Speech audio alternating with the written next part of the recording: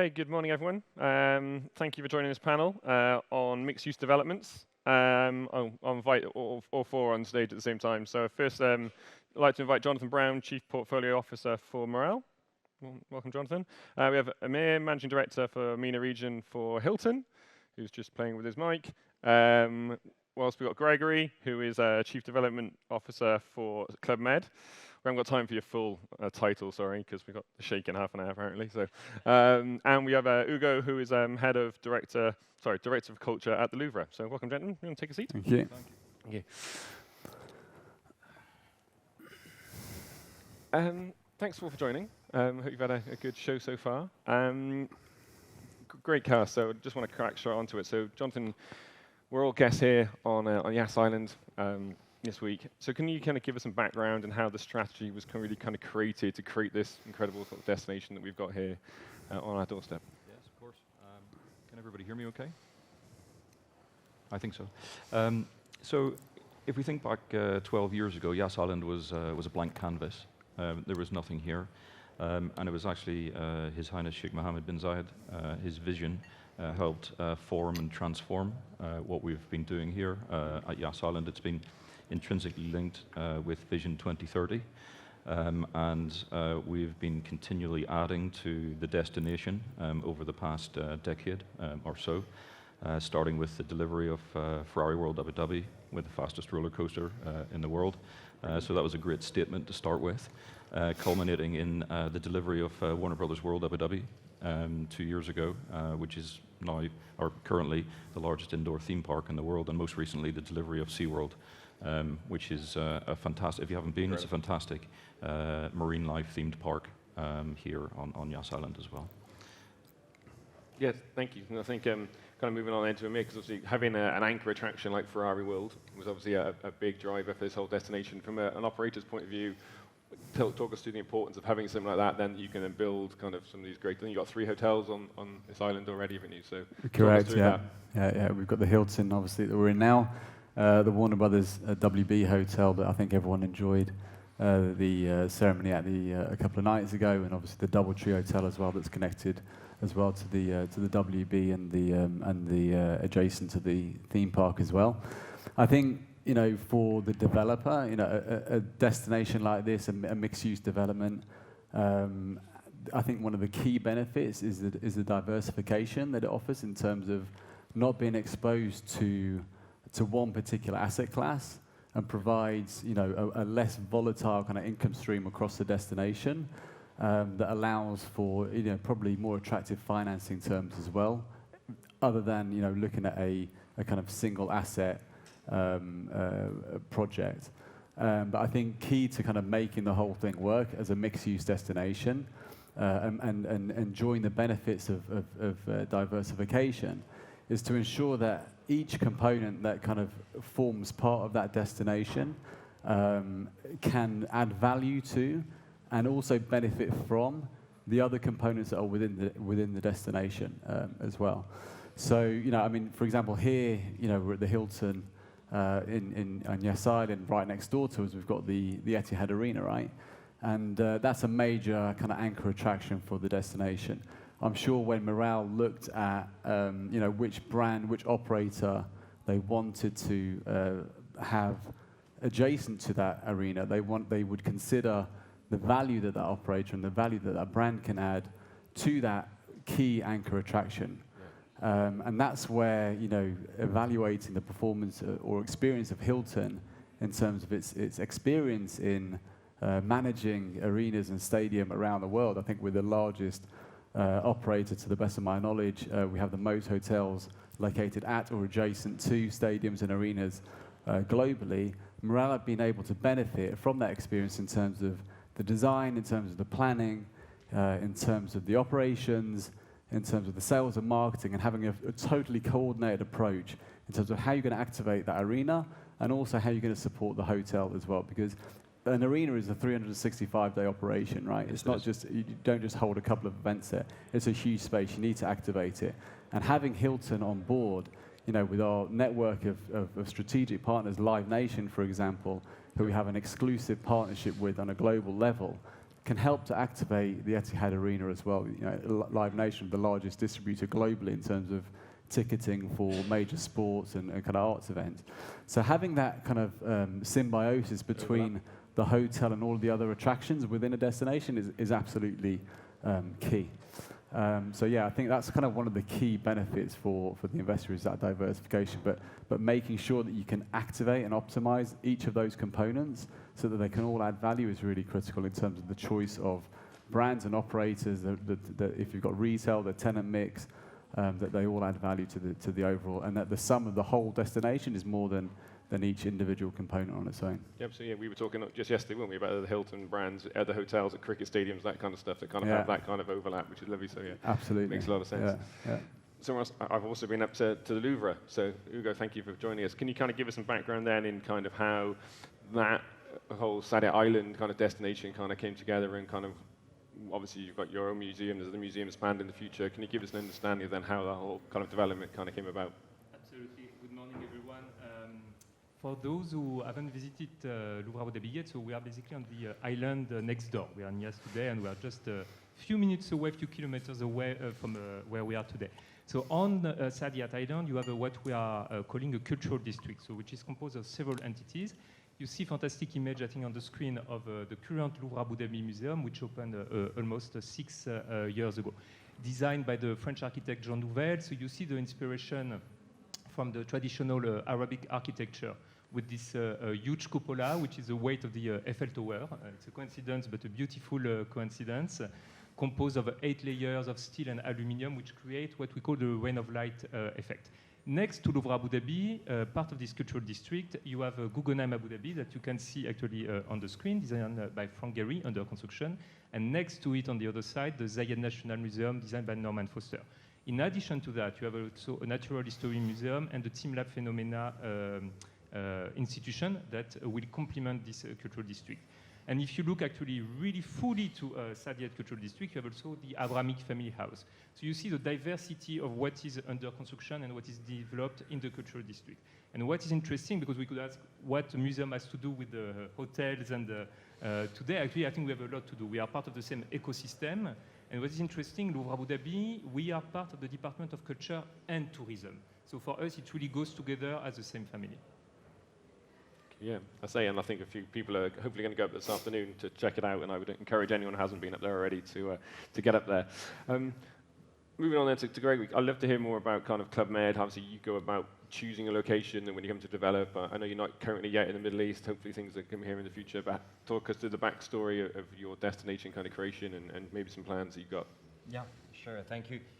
And to get us in this panel, the first thing I want to say is that I have a great admiration for the developers that are trying to pull together every string on these master development, because creating a destination is a true job and is a true thing that relies on so many parts at the end of the day. A bit of history, because I believe that Club Med, with its 70 years of history, has had the opportunity to create a few destinations. And interestingly enough, 50 years ago, when Club Med settled down in Bali, in Phuket, in the Maldives, in Punta Cana, at that time we were the first international operator there. And there was no plan. The only plan was probably in Bali, where you had the Bali Tourism Development Corporation, depending on the central government, who had a plan of developing an international destination. So indeed, we had to do it ourselves. And how did we do it at that time? It was relying on 3 things. The first thing being the intrinsic qualities of the destination. Yep. Beautiful weather, beautiful beach or beautiful site, but also beautiful culture and beautiful people who are completely involved in this type of development. But on top of this, there was a need for a fully inclusive product, which was pulling together all the strings that you are pulling together, but within one hotel, within one site. And there was the third part of it, which was having the distribution capability to put these destinations on the map. Because in the 70s, when you were developing a property in Casamance, Senegal, which is a very remote place, Cap Skiring, bringing Europeans to this property was quite a challenge, because some have never heard about Senegal, maybe, but definitely Casamance, and even less Cap Skirring. So pulling these three together was the way to create this destination at that time.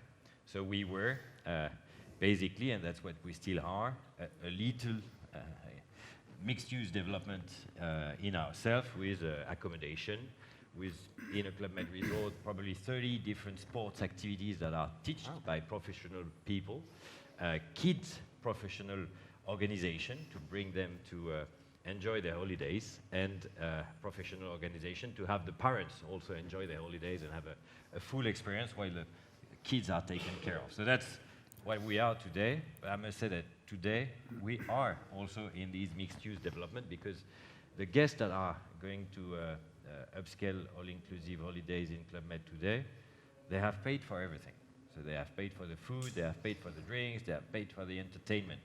But what we realize, and especially in the ski resort, is that they want to pay for extras. So they like to have a great restaurant next door where they can go at night once a week. They like to have a show where they can go outside once a week to complement their offer in Club Med.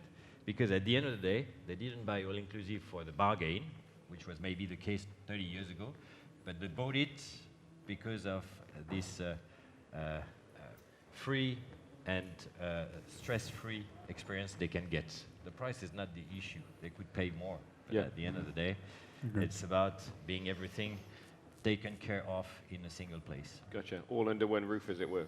Yeah. Yeah, gotcha. We had an interesting conversation again yesterday around how it's not all about that kind of value for money now, just, it has to be everything included for free food, free booze, that kind of stuff. So actually, people still want the flexibility to be able to go out and actually try something different, try a different restaurant, go out and purchase stuff in the surrounding areas. You still need things next to it. So, which leads me on to my next question then, a kind of an open question really then, is that chicken and egg. What comes first? You talked about Ferrari World, you talked about ski resorts and beautiful destinations. What is most important, an anchor attraction that brings people in, or hotels and that kind of stuff, which are going to bring people in, and then you can kind of build the entertainment around it? So I'll kind of throw that to you, Jonathan, first. What are your thoughts on that? I think it's about having a properly considered and consolidated master plan and having the end goal in mind. Mixed-use developments are always iterative. But as long as you've got that vision and you've got a strategy and you've got a clear way forward in terms of how you're programming the destination, having those complementary uses, and delivering something new throughout the life cycle of the development, I think that's really what will help facilitate something successful. Keep innovating, keep adding value to it. Correct. Yes. Yeah. You counter that, or would you agree? No, I think it depends. Kind of where that mixed-use project is. I think if it's a mixed-use project, if it's a city within a city, and there are other kind of anchor attractions within that mixed-use project that may not have been opened by the time the hotel is ready to open. The hotel, it depends on the city, of course, but can probably survive to some extent, or might be viable to open, driven by the other kind of demand generators that exist within the city itself, albeit it probably won't perform to the level that it was expected to if those other anchor attractions had not opened, because again, going back to the principle of a mixed-use project, it should benefit from those other attractions as well. But in the case, I think, of a remote destination, one that's more difficult to access, and the hotel is part of a master plan where those anchor attractions are the key demand drivers for the project. I think it's important that they all kind of come on stream together, particularly where there isn't any other kind of hotel supply within a reasonable driving distance of the destination, because again, they benefit. It's the symbiotic relationship between the attraction and also between the hotel. The hotel doesn't have an anchor attraction, no one's going to come to it. If the anchor attraction hasn't got a hotel supply or capacity, the guests have got nowhere to stay. So I think having a really well-conceived master plan and ensuring that all of those uses are, kind of work together in the right scale and the right kind of proposition in terms of price positioning and making sure that mix gels together is really important. But I think perhaps even more important is the execution of that, activating that master plan, right, in terms of an asset management, a destination asset management. And the role of that destination asset manager is really important, because yes, you've got a great master plan on paper, but actually activating that and making sure that all of the different components work together seamlessly and all have a common direction for the success of the overall project and a true north, that we're all in this together. We all have to work together to make the destination a success, is really important. And that's you know, with all the different ownership interests that you have throughout the destination, is a really important task to maintain those relationships. If one anchor attraction decides to then go and pursue its own kind of agenda, then obviously that's going to have an impact, an adverse impact on all of the other components within it, and probably as well, you know, on itself as well. So I think, I think it depends kind of where you are. Yeah. But just going back to, you know, can a hotel sort of survive on its own without anything around it? I think if you look, like one example is the Hilton in Abuja, for example, where it was developed, it was the first thing there. There was nothing around it. It was, you know, developed to serve the oil industry, to the government sector, but there was really nothing else around it. But actually, hotels can also act as a catalyst for development around them as well, and in a sense, create their own sort of mixed-use community as well. They draw trade and commerce towards them, and that's kind of the Hilton effect that we've seen entering into kind of emerging destinations, emerging markets where nothing exists around it, but then Hilton comes in and draws that business and kind of economy and stimulates that economy and the community around it as well. Yeah, gotcha. Thanks. Jonathan, I know previously you were in London, right? So yes. I think we're talking about kind of city development. So the Battersea Power Station then was like kind of like iconic kind of destination once upon a time, now being repurposed. Can you walk us through kind of what the plan was around that to kind of create that really cohesive environment that you had there, and obviously maybe some learnings that the Middle East can take from a city like London? Yeah, sure. I think Battersea Power Station was slightly different given its sort of iconic nature and what it is. It's a very well-known and renowned icon. I used to drive past it every day. In London, yes. But the same principles apply. You know, it's still a mixed-use development. You still need to take into consideration all of the complementary uses that the end users would expect within a mixed-use development. You know, considering the residents, considering the people that work there, the retail, the restaurants, the events. You know, it's how you program the destination. It's about thinking about placemaking and how all of these elements stitch together to provide something that's, you know, something that's cohesive at the end of the day. So that was the place that did work. I guess leading on now, sort of. And have you got any examples, maybe something that didn't work that you're willing to share? That maybe, again, like master planning that kind of on paper looked great, but actually in reality didn't kind of come together. And if so, why? I guess is the real question. I think we all have. I don't know how much you can divulge in this audience. But yeah, no, I've seen a few. None that actually I can recall at Hilton during my time at Hilton. Not that you would admit anyway, but yeah. But yeah, I think probably one of the reasons for that is the kind of a robust approach we have towards, you know, when we look at a project, is it, you know, how well conceived is it? Has the developer got the capability and experience to deliver? They might have the funds, but have they got the capability to actually deliver, especially a mixed-use scheme like that? Yeah. And you know, I think that is one of the reasons, or probably the main reason, why we've got the most active pipeline globally in the industry as well. One project that kind of comes to mind is where there was a really well-conceived master plan. Had the best, you know, world's best master planners, best landscape architects, incredible project team.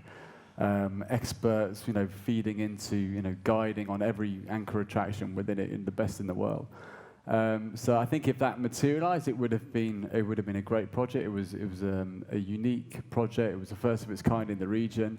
Where they slipped up was on the funding model. Okay. And you know, it's a 900-hectare resort, obviously huge investment. But their assumption was, you know, a large portion of the funding for that project was based on the sale of residential villas and the proceeds of those sales to fund a lot of the project. Unfortunately, you know, when we kind of started to get into the detail of it, they weren't able to sell to anyone else other than nationals of that country. And those nationals would obtain free land parcels, you know, interest-free construction loans for residential, and obviously the cost of building that villa or residential element was a lot lower than the sales price that they were kind of targeting, that was underpinning their whole funding model. So as a result of that, obviously the funding got significantly scaled back. The project, you know, didn't materialize, and but unfortunately, I think what's sad about it is they'd already invested a huge amount of money into the infrastructure across the site, a large portion of which was like dedicated to the residential. So I think the kind of key takeaway from that is, you know, that especially when we look at projects, larger projects as well, that they can survive on their own without, you know, the assumption that you're going to get those sales proceeds to fund the project. It's great. There's nothing wrong with that approach. Obviously, it can drive a big return on your capital, but don't kind of rely on it. And they're the projects that we'd want to kind of get involved with. Yeah. But they can be supported without those proceeds of sales. So I fully share what we have seen over time is that there's been great examples of destination creation, mixed use, that have worked, and based off which there have been other developers feeling that they could do it easily and launching a project without doing the proper full study and thinking it's going to be easy. And we've seen a few around North Africa, we've seen a few in different places, and they've been washed out. They've developed a few hotels, there's been a nightmare, they can't sell the hotel anymore, and I think that we are in a stage now where people have understood that it's not an easy task and you need to be well prepared, and probably we have less of these in this part of the world today. But there are still other parts of the world who are trying their things, and there are some issues in China, we've heard, in South Asia, where there are gigantic mixed-use development being done without the proper complete foundations to be a success, and relying a lot on the real estate sale, which is a very strong element of it. So interesting. In my world, in kind of attractions and water parks, there's a graveyard of kind of projects that have failed, often to do with financing, and often to do with the anchor attraction that kind of pulled out. You know, the Six Flags that pulled out of Dubai, for example, was going to be a huge destination, was really going to kick on, but actually they didn't like the look of it one day, and then the whole thing fell apart. So, from a cultural point of view, though, we're going to move on to you. Can you kind of give us some sort of your thoughts on how to get kind of engagement then with the local community kind of really kicks together, and then to get that kind of support and the buy-in across all the kind of participants? Well, again, what is from a cultural institution point of view, what was key for us was to know in advance who will be our audience, to make sure basically we are targeting the right people and with the right offer. So this is why, again, it's absolutely key to work hand in hand with tourism sector, because when you look today at the visitation of Louvre Abu Dhabi, you have more or less like 75% of international tourism and 25% of residents. So it was really key to know basically who will be the market that will visit Louvre Abu Dhabi. And that said, what was also absolutely essential was to work on pre-opening of the museum to know who will be the local communities that will visit the museum. So we did a lot of exercise of pre-opening focus group, activities, exhibition, I would say, to test how the museum will be perceived, how people will react in Abu Dhabi. What is key also for us, it's really, I would say, to have an offer which is addressing and answering everyone's desire and needs. So you see, you have we define ourselves like a universal museum. So basically, we are taking the history of humanity, we present different cultures and civilization. We have a children museum, we have a lot of temporary exhibition, and we do also a lot of things which I would say are a bit like out of the box. Our chairman likes to say there's no box.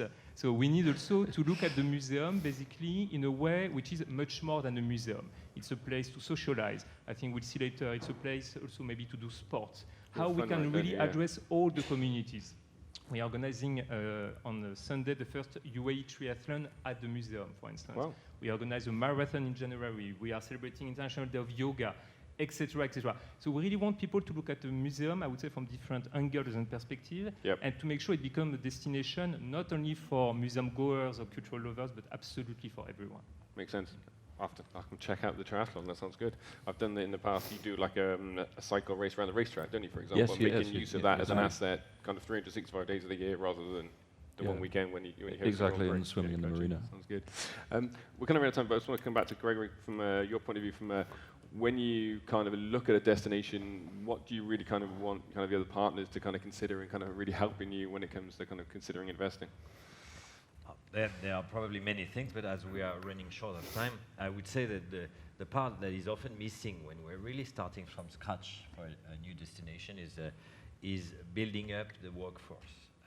And in a few situations, the last one was in Dominican Republic. We created a resort 150 kilometers from Punta Cana, in a place where there is nothing. we did build our own staff school 2 years before the opening, and we trained 1,000 people with the idea that at the end of the day we would get the 300 to 400 best ones, and the other one would infuse in the market, which was the case. But I think this is something that is quite often underestimated by the either local authorities or the developers, according to what they are up to. Fantastic. Well, Steph. Well, I think we need to wrap it up, given the fact that I think the shake is turning up next door. So if any final questions anyone in the audience wants to ask, otherwise we'll call it a day there. No, we're good? Okay, thank you very much, gentlemen. Welcome. Jonathan, Gregory. Thank you. Amir, Thank you, everybody. Cheers. Bye.